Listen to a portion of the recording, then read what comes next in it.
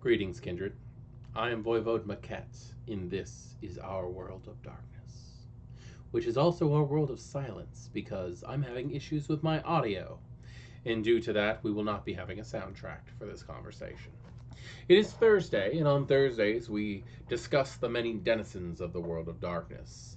In detail, we are going over the different bloodlines of Vampire the Masquerade and how Vampire the Masquerade 5th Edition has changed them in one way or another. We go after their banes, their compulsions, their disciplines, and their overall cultural effects that have gone over. So, that being said, make yourself comfortable, pour yourself a glass of something red, and let's discuss the Wanderers of Clan Ravno, the Mindfuckers. Mm. Now, when you think of Clan Ravno, what exactly do you think of? Do you think of the cousins of Clan Gangrel?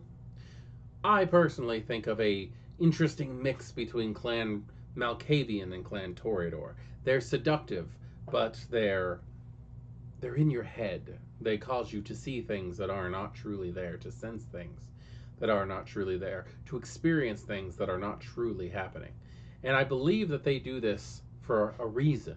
They do this to teach you a lesson. Sometimes that lesson is revenge because you've wronged them, but it's always a lesson. Even if the lesson is don't trust a Ravno. Now, over the years, the Ravno have seen many changes, mostly due to PC culture on an out of character standpoint. The gypsy became an image that one would assassinate, that one would associate with Clan Ravno. But that's offensive. Eventually, it became to the point where the Hindu race, the Indian people, were considered when considering the Ravno. But given the negative connotations of being a Ravno, thief, liar, murderer, sinner, that has also become offensive or been realized to be offensive. So, what are we left with? Well, for one reason or another, back in the 1990s, they decided that they were going to, I wouldn't say decimate, because that would mean that there was a majority of them left. They decided to annihilate the majority of Clan Ravno by making them the springboard of Gehenna, with the rising of Zapathathura and the event of the Week of Nightmares. Which I'm not going to go into detail on this one because the Week of Nightmares is something that we'll be handling on Mudplot Monday eventually. The Ravno have always been about socially acceptable behavior on the outside with socially unacceptable behavior on the inside.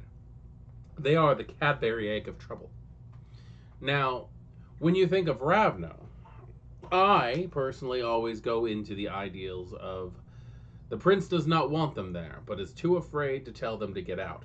Because if you tell a Ravno to get out, you may spurn them and cause the rest of the Ravno to flood in. And nobody wants that. Because there will be a rise in crime in your city that no one will profit from but the Ravno. It's best to just allow the Ravno to do their thing and to leave on their own volition. But with the event of the Week of Nightmares, what is left? A very small amount of neonates. Ravno are in fact growing in number. They're becoming stronger. They're learning how to survive with their new disabilities, and they have quite the disability in their new clan bane. As the book quotes, the vampires of Clan Ravno are doomed. That's their bane. They're doomed. They aren't distracted by pretty things. They don't have mental disabilities. They don't have unchecked anger. They're doomed. What do I mean by that? Well, by relation of what happened to their sire by their antediluvian, which again we will handle later. The Ravno now are marked as doomed, and what the book says by that is the Ravno are doomed. The sun's fire that incinerated their founder rages through the blood of the clan, erupting from the very flesh if they ever settle down for long. If they slumber in the same place for more than once in 7 nights, roll a number of dice equal to their bane's severity. They receive aggravated damage equal to the number of 10's critical results, rolled as they are scorched from within. This happens every time they spend the day in a location they've already slumbered less than a week before. What constitutes a location in the regards depends on the scope of the chronicle, but unless otherwise stated, 2 resting places need be at least 1 mile apart to avoid triggering the bane. Furthermore, a mobile haven, such as a mover's truck, is safe as long as the place where the truck is parked is at least a mile from the last location. Ravno characters cannot take the no haven flaw at character creation. Ravno have to be constantly on the move. They are forced by their clan bane to continue being wanderers. Now, I do like the fact that they don't have to leave cities every night, because that would just be a pain in the ass. You would not be able to play with them. But having to find a new temporary haven from one night to the next can create a set of difficulties that are unavoidable at that point. What happens if you've pissed off the wrong kindred and they decide to keep you in a cell for several nights? Let your clan bane take care of you so they don't have to.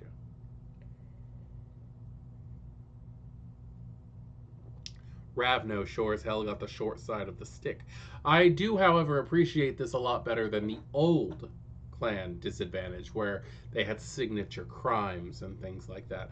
I found that lazy and also difficult to decide on, because what determines a sin to one individual might be something else to another. Most Ravno just became kleptomaniacs, and I found that incredibly lazy. If that was the point of it, I wish it would say that the Ravno had to be kleptomaniacs. That would just make a lot of sense. Now, that being said, in 5th edition Vampire the Masquerade, we also have these wonderful things called compulsions, which is effectively a secondary clan flaw. The compulsion happens when a vampire is incredibly upset by something, where they lose themselves and become the embodiment of their clan founder. So, what exactly the Zapathasura or Ravana, what exactly did the Ravno antediluvian have that changed things? Compulsion tempting fate. That's an interesting thing, to tempt fate. What exactly does that mean? The vampire is driven by their blood to court danger. Haunted as they are by righteous fire burning its way up their lineage, why not? The next time a vampire is faced with a problem to solve, any attempt to resolve, short of the most daring or dangerous, incurs a 2 dice penalty. Suitably flashy and risky attempts can even merit bonus dice on this occasion. The Daredevils is free to convince any fellows. I am having an issue reading today. The Daredevils is free to convince any fellows to do things their way, but is just as likely to get it alone. The compulsion persists until the problem is solved or further attempts become impossible. One thought pops into my mind, and I can't help but smile at it, is the idea that Clan Ravno have become Clan Parkour. They need to do things in an extraordinary, exciting, ridiculous, frivolous way to get things accomplished when their antediluvian's compulsion has taken hold of them. Do you need to cross the street and the cars won't stop? Well, let's just hit that button and allow the crosswalk to change. Or, as Clan Ravno might say, what if we hopscotched across the cars to get to the other side? Well, eventually there's going to be a red light. Why bother? How could you say such a thing? It's time to go. We need to go. Time for action. They have become Parkour the Clan, and I actually do have a. I might seem a little. I might seem a little bit over over amused by it, but the fact is, I think that is amazing. I think the whole you are consumed by your power at that point. It's time to cause a disruption. And that is exactly why the Ravno were not ever appreciated in a domain. They cause problems. And I think the fact that their compulsion and their bane together are things like that. The Ravno are going to take up much more territory than any other vampire if they stay in a given city. They're going to have at least 8 havens to avoid bursting into flames to stay away from those areas. The compulsion is going to cause them to do ridiculously stupid things in stressful situations. Clan Ravno is entertaining, but they don't mean to be. So, what else has changed for Clan Ravno? Well, considering the fact that their elders have all passed away, their elders have been destroyed during the Week of Nightmares. We have a group of neonates who have decided my dogs are going insane. We have a group of neonates who are going to have to survive without cultural education from their sires, and that is a very large shock to the system. So we are going to end up losing that gypsy connection. We're going to end up losing that Hindu connection because not all Ravno are going to end up being embraced out of those lines any longer. Anybody can be a Ravno. Ravno truly is our new way of saying caitiff, clanless. Anyone can be a Ravno as long as they have a need to travel, a need to not be settled down into a single haven. They're going to end up needing more and causing more of an issue towards the way things are run in Camarilla cities. Now that also makes them the perfect messengers because they travel back and forth from location to location, from domain to domain. They are going to be the best ideals when it comes to getting messages from Camarilla to Anarch domains and vice versa. They may not be involved in the Gehenna wars themselves or the wars between the sects, but they sure as hell are going to be the ones who are trusted to get messages from one place to another. Trusted is a very loose term when I say that, considering Ravno. Now, other things that have changed is their disciplines. They no longer have, in fact, I overshot my page flipping while I was speaking. The Ravno are no longer have the discipline set that they originally had. They no longer have animalism, fortitude, and chemistry, because chemistry doesn't exist anymore. There are no more clan-specific disciplines. What they do have is animalism, offuscate, and presence. The reason I've decided to be quiet here is because I'm waiting for the outrage to die down. How can you have a Ravno without chemistry? You don't. What they did is they reworked things. What they have now is amalgams between obfuscate and presence. And it's very, very well done. Now, let me read to you exactly what the V5 uh, Vampire the Masquerade 5th edition companion has to say about their discipline selection.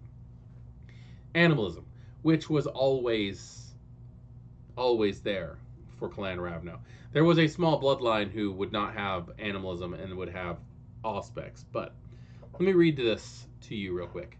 Animalism. The Ravno maintain an almost affable relationship with animals, especially ravens, foxes, coyotes, spiders, and monkeys. At storyteller discretion, reduce the difficulty for animalism tests involving these animals by one, and increase it for all other kinds of animals.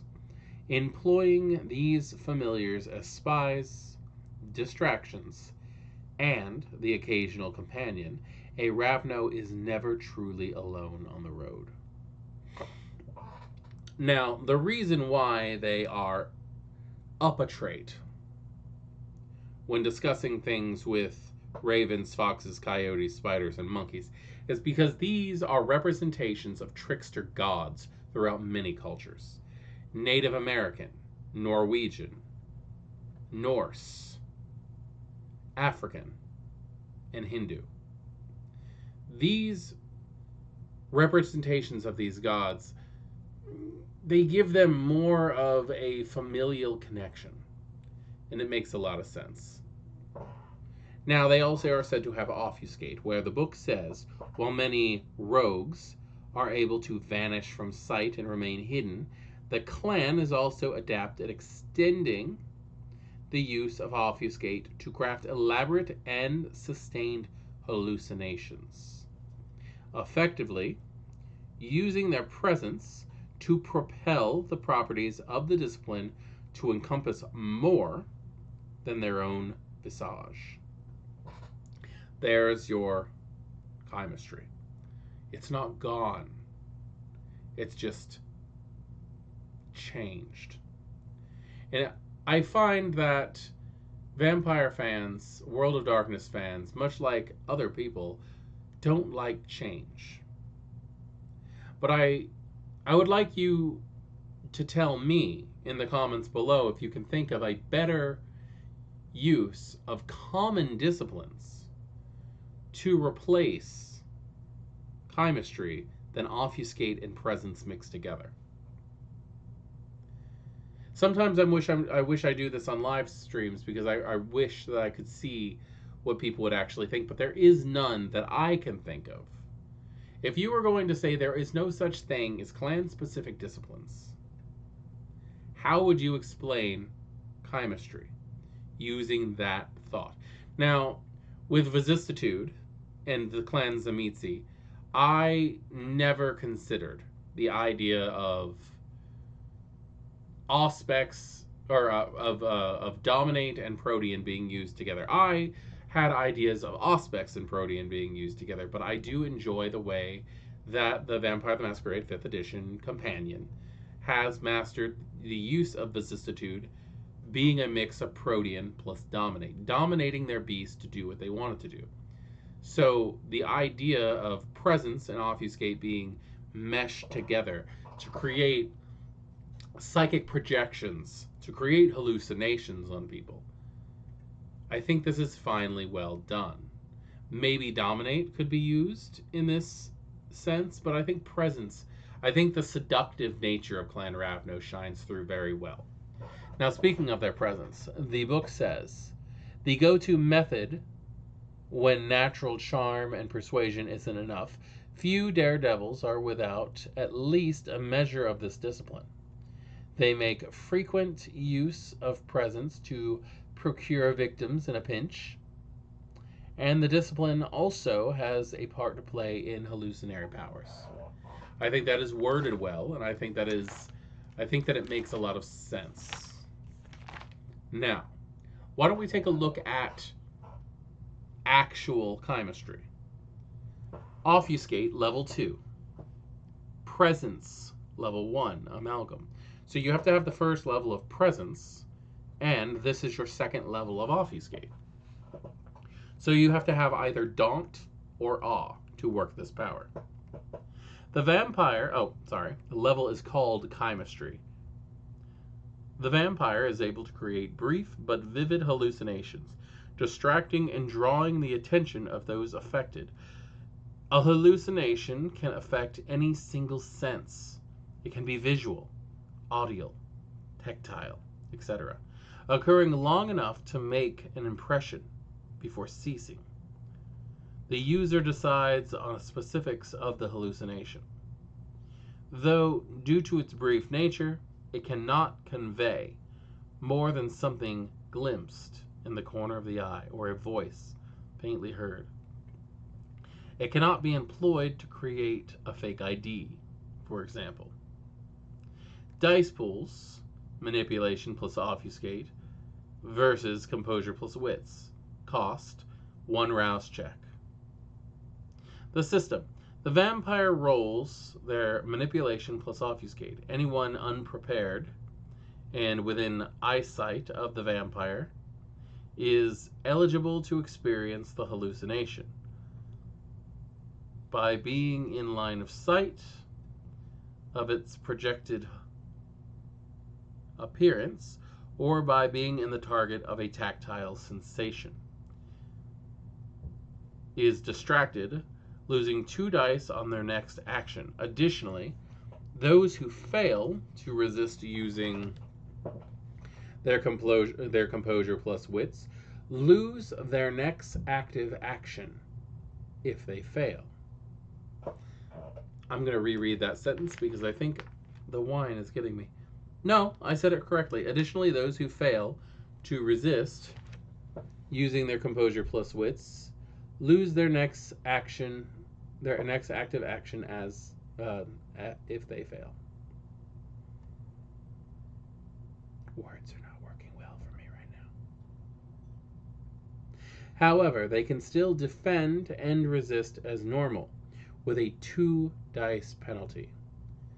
Other effects resulting from the hallucinations are up to the storyteller, but they are advised to err on the side of caution.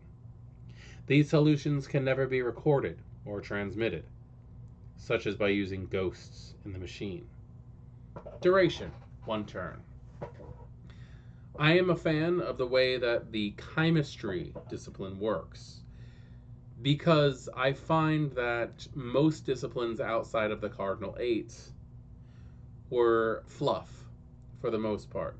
Chemistry, no different. Most levels of the old chemistry discipline were useless because they slightly built on, they didn't actually have differences in use. They were just like, it was a one and done. You were more better with one discipline than you were before. With this situation, you have the ability to make someone hallucinate something to cause a distraction, and I think it is well put.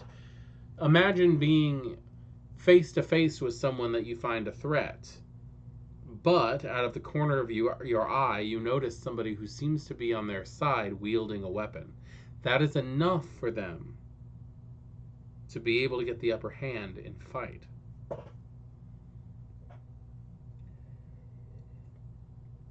Next level, level 3. So it's level 3 obfuscate.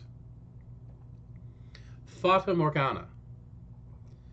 Fata Morgana works with an amalgam of presence 2, so you have to have the second level of presence to utilize this gift. The vampire can craft elaborate hallucinations, making any subject in their vicinity see, hear, or feel whatever the user can devise. Now I'd say smell should be intact in that one. Storyteller thought there. Any of my players are watching this. If you're playing a Ravnos, smell is included in this. From seeing and tasting, a takeout container filled with maggots and rice. Lost Boys reference there. to a thunderous torrent of reeking, smell, rancid blood boiling out of the sewers, Fata Morgana causes witnesses to experience circumstances that just aren't real. There is no limit to the number of victims who can be affected simultaneously, but in order to be affected by Fata Morgana, the subject needs to be able to see the user or vice versa, though they do not need to be actively aware of them. The vampire does not need to remain present once the victim is affected. Visual effects are always separate objects. They cannot be used to mask and otherwise disguise items or individuals, and can never entirely block line of sight. Fata Morgana hallucinations cannot appear to affect the surrounding reality. The torrent of blood won't wash away cars parked in the street or pedestrians. And an explosion created with Fata Morgana will not cause any damage, hallucinatory or otherwise. A collapsing staircase won't tumble anyone currently descending the staircase. Sensory effects created by Fata Morgana cannot blend or deafen, or in other ways overload senses, not even those supernaturally augmented. Similarly, hallucinations are not caught on camera or other kinds of recording devices. The costs arouse check, the dice pool, is manipulation plus obfuscate. System. The user makes a manipulation plus obfuscate test against the difficulty equal to 1 plus the number of senses the hallucination targets. An audio-visual hallucination would thus be difficulty of 3, while a complete 5 sensory experience would be a difficulty of 6. The easiest visual hallucination to create are very small and discrete. Increase the difficulty for 1 by 1 for room-sized hallucinations, 2 for house-sized hallucinations, and so on. Further, complications add additional difficulty, but that is left to storyteller discretion. Any attempt to mimic the appearance of a specific individual or in other ways deceive can require additional performance or subterfuge tests as appropriate. Vampires and other supernatural creatures have a chance to disbelieve the hallucination, but mortals can do this only if they have reason to suspect it be fake. In both cases, they roll intelligence plus awareness against the user's manipulation plus presence. A success means that the individual in question is no longer affected by the hallucination, and it effectively disappears from them. Any attempt to interact with the hallucination will be cause to it to lapse entirely, as everyone present will become aware of its unreal nature. As with the collapsing staircase example, if someone is using the staircase, note that the use of this power is not overt. So even if the hallucination is revealed, it is not obvious from whom it originates. The hallucination can never be recorded or transmitted, such as by using Ghost in the Machine. Duration 1 scene, unless the vampire chooses to let it lapse before that.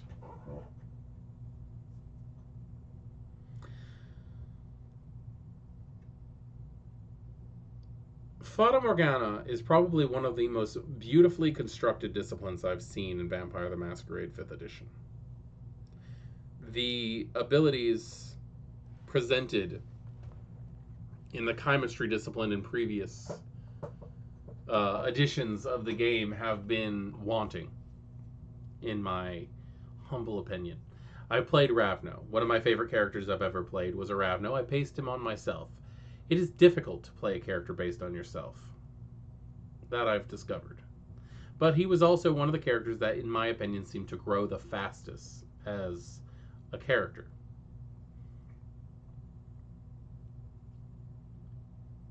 The abilities that Obfuscate and Presence can give you are a wonderful additive to the clan of tricksters. And the way that chemistry and Fata Morgana work are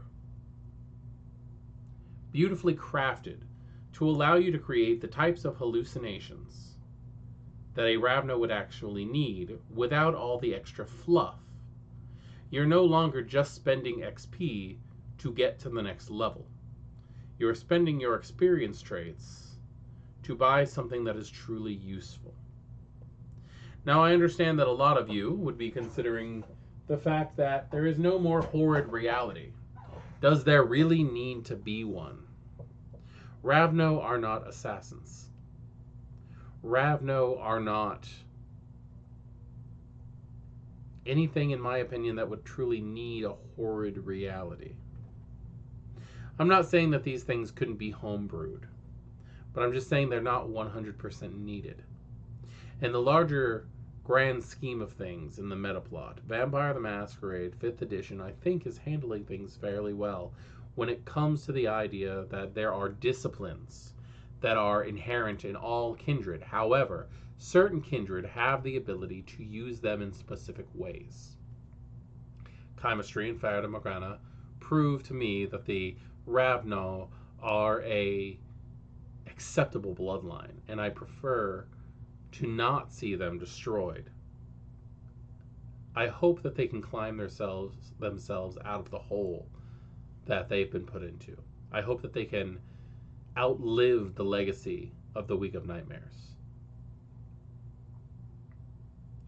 I'm very glad that time has turned them into a clan that I can actually look forward to seeing played in my games.